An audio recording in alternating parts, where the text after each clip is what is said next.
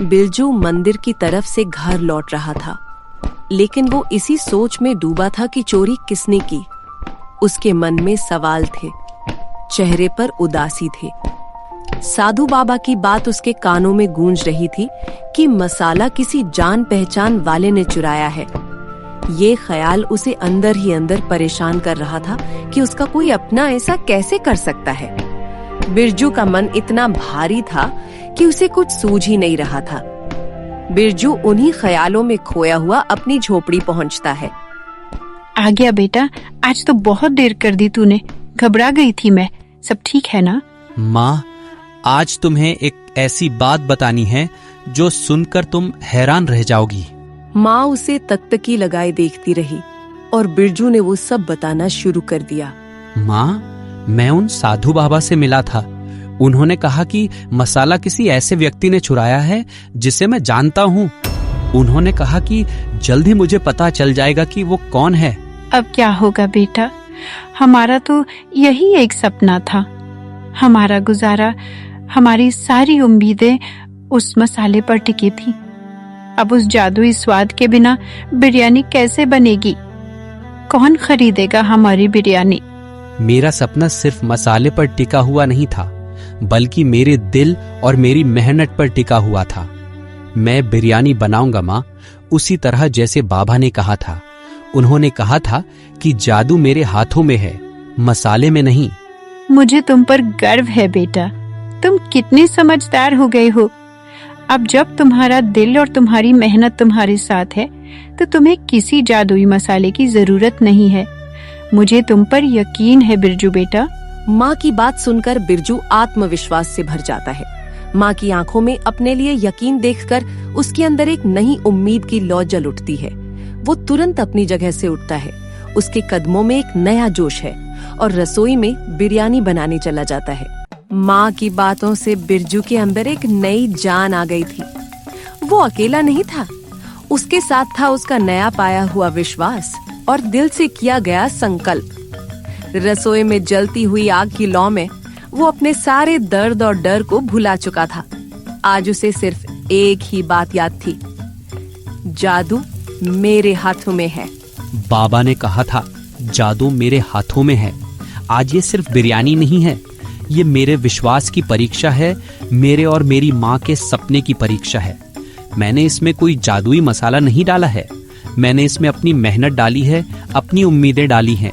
अगर मेरी नीयत सच्ची है, अगर मेरा दिल साफ है, तो ये बिरयानी जरूर वैसी बनेगी, इससे भी ज्यादा स्वादिष्ट बनेगी। जैसे ही बिरजू ने मसालों को मिलाया, एक हल्की लेकिन जानी पहचानी खुशबू पूरे घर में फैलने लगी। ये वही खुशबू थी जो उस जादुई मसाले से आती थी। माँ जो पास ही बैठी थी, चौंक कर अपनी जगह से उठ खड़ी होती है। बिरजू, ये खुशबू, ये तो वही खुशबू है बिरजू। ये कैसे मुमकिन है? पूरे घर में वही खुशबू भर गई है जो उस जादुई मसाले से आती थी। मैं यकीन नहीं कर पा रही हूँ, बिना उस मसाले के ये कैसे हो सकता है? ये तो एक चमत्कार है बेटा। हाँ माँ, ये तो सच में वही खुशबू है। मेरा दिल कह रहा था कि ये मुमकिन है। बाबा सही कह रहे थे, ये जादू उस मसाले में था ही नहीं, ये तो मेरे अंदर था, मेरे हाथों में था।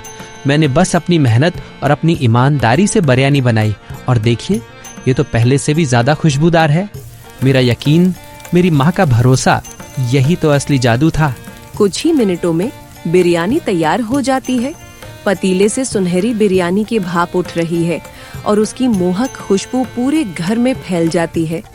बिरजू का दिल खुशी से भर जाता है। माँ, सबसे पहला निवाला आप चखो। ये बिरयानी सिर्फ मेरे हाथों की मेहनत नहीं है, ये आपके विश्वास का नतीजा है। मैंने ये सिर्फ आपके लिए बनाई है। आपके भरोसे ने मुझे हिम्मत दी और इसी हिम्मत से ये जादू हो पाया। बिरजू बेटा, ये तो सच में वैसी ही बिरयानी है, बल्कि उससे भी ज्यादा स्वादिष्ट।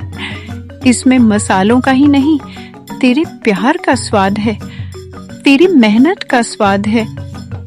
आज मुझे यकीन हो गया बेटा, जादू सच में तेरे हाथों में है। नहीं माँ, ये जादू मेरे हाथों में नहीं है। ये जादू तो आपके आशीर्वाद में है। अगर आपका भरोसा और दुआएं साथ ना होती तो मेरे हाथों में कुछ भी ना होता। बिरजू अपनी बिरयानी की थालियां लेकर बाजार में खड़ा होता है। उसके चेहरे पर आत्मविश्वास है। वो अभी आवाज लगाने ही वाला होता है कि लोग उसकी ओर दौड़ पड़ते हैं। बिरजू को देखकर लोगों के चेहरे पर खुशी आ जाती है। बल्ली ने, जो कुछ दूरी पर खड़ा है, ये सब देखकर हैरान रह जाता है। अचानक से ऐसा क्या हो गया? इसके पास ऐसी क्या खास चीज है जो इतनी भीड़ है? अरे ये बिरजू तो सच में इतनी अच्छी बिरयानी बनाने लगा क्या, जो लोगों की भीड़ लगने लग गई? बिरजू के पास एक एक करके लोग आने लगते हैं। एक आदमी बिरजू से एक थाली लेता है और उसे चखता है।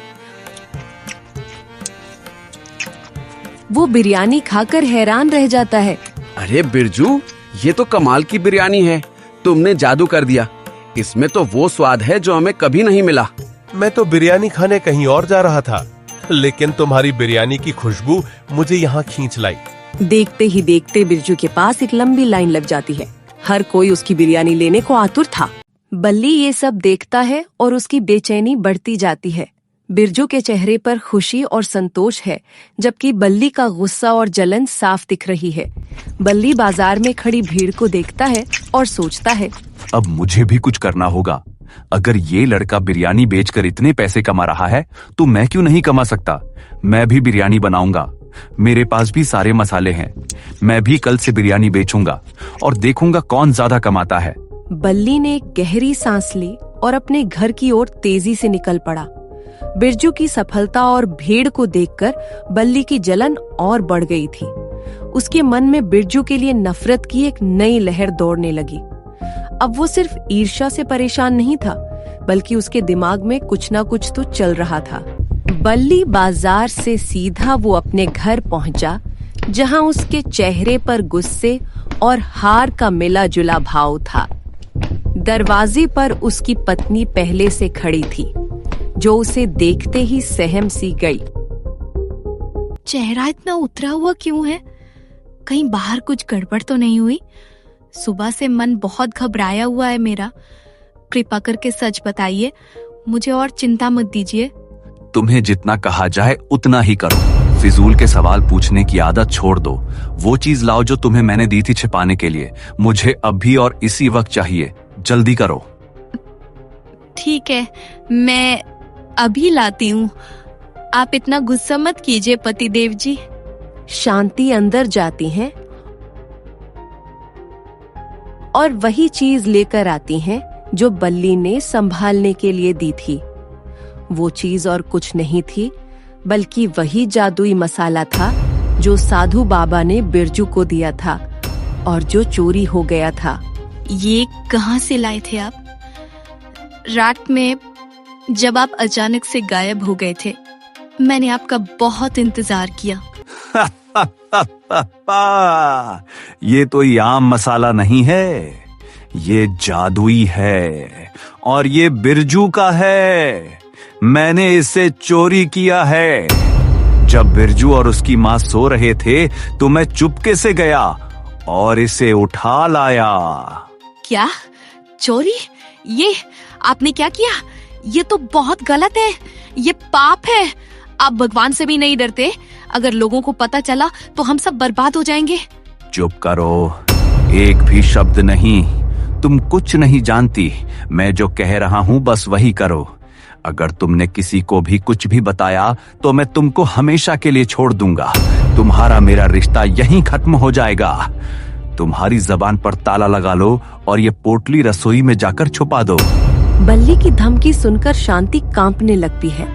वो जानते हुए भी कि ये बहुत गलत है, चाहकर भी कुछ बोल नहीं पाती।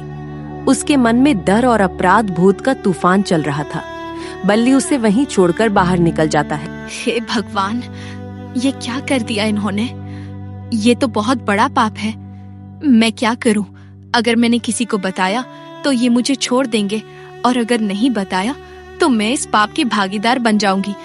मुझे तो कुछ समझ नहीं आ रहा। भगवान, मुझे रास्ता दिखाओ। ये कैसे ठीक होगा?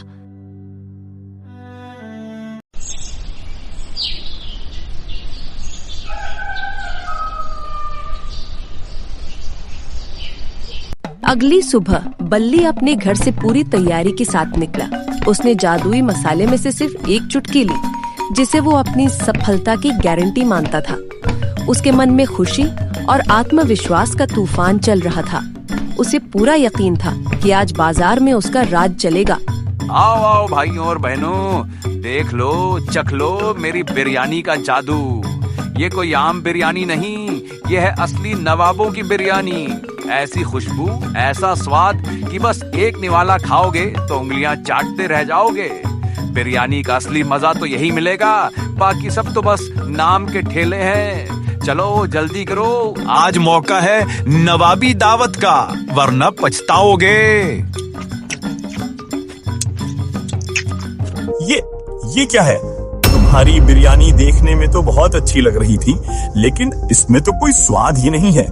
कल जो बिरजू की बिरयानी थी, उसका तो स्वाद ही कुछ और था। ये कैसे हो सकता है? बिरजू की बिरयानी इसी से बनी थी, तो फिर मेरी बिरयानी का स्वाद फीका क्यों है? कहीं ये मसाला मेरे साथ धोखा तो नहीं कर गया? अरे भाई, तुम सही कह रहे हो, इसमें तो सिर्फ मसाला और चावल ही है, कोई स्वाद नहीं है। लगता है तुम बिरयानी बनाना ही भूल गए हो। क्या घटिया बिरयानी है, क्या बकवास है ये। तुम बिरयानी के नाम पर क्या बेच रहे हो? तुमने तो हमारा पूरा मजा ही खराब कर दिया। ऐसी बिरयानी तो कोई अपने दुश्मन को भी ना खिलाए। मेरे पैसे बर्बाद कर दिए। बल्ली की आंखों में डर और गुस्सा झलकने लगता है। उसे समझ नहीं आता कि ऐसा क्यों हो रहा है। वो खुद एक चम्मच से अपनी बिरयानी का स्वाद चखता है। वो हैरान रह जाता है। उसकी बिरयानी सच में बेस्वाद है। उसके चेहरे पर निराशा का भाव आ जाता है। बिरजू अपनी दुकान समेट रहा है। तभी बल्ली गुस्से में अपनी पत्नी शांति के साथ उसके पास आता है। बल्ली के चेहरे पर हार की निराशा और गुस्सा साफ दिख रहा है। बिरजू, ये सब क्या है? तूने कोई जादू किया है क्या? मेरे पास वही जादुई मसाला था जो तू इस्तेमाल करता है, फिर भी मेरी बिरयानी कोई नहीं खरीद रहा। क्या आप क्या कह रहे हैं बल्ली भाई? जादुई मसाला ये आपके पास कहाँ से आया? बल्ली के गुस्से भरे शब्द सुनकर शांति शर्म से सिर झुका लेती है। बल्ली लगातार बिरजू पर चिल्लाता रहता है, लेकिन बिरजू शांत रहता है। अरे बस करिए जी, ये सब तुम्हारी अपनी गलती है और चिल्ला बिरजू पर रहे हो। बल्ली अपनी पत्नी पर चिल्लाने ही वाला था कि शांति हिम्मत करके बिरजू से बात करती है। बिरजू, हो सके तो इनको माफ कर देना। असल में इसने ही तुम्हारा जादुई मसाला चुराया है। चुप कर, क्या बोल रही है तू?